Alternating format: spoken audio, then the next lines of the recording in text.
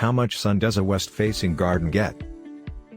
Hello friends, when it comes to buying a house, there are many things you need to consider: what location, how many bedrooms, house type, price, the list could go on.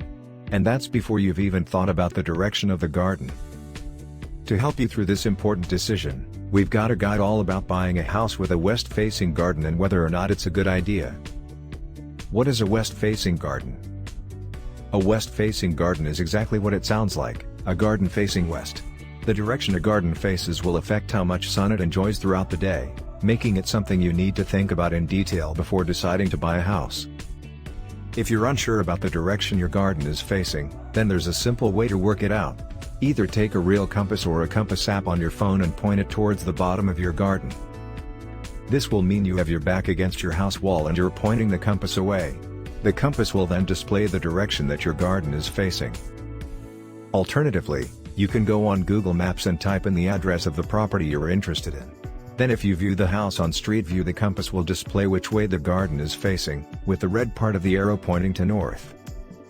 How much sun does a west-facing garden get? A property that has a west-facing garden will get sun in the back garden all afternoon, which tends to be from 1 p.m. onwards, right up until sunset, as the sun sets in the west. In the sunnier months, a garden facing west may get the sun a bit earlier, with the sun being higher in the sky. Of course, how much sun your garden will get will depend upon whether you have any obstacles in the way, such as big trees or other houses close by. If this is the case, your garden will naturally have more shadows even throughout the afternoon, leaving you with a shaded back garden most of the time. When does a west-facing garden get the sun? A west-facing garden will get the sun in the afternoon from about 1 p.m. onwards, with it being completely in shade throughout the morning. This is because the sun rises in the east and sets in the west.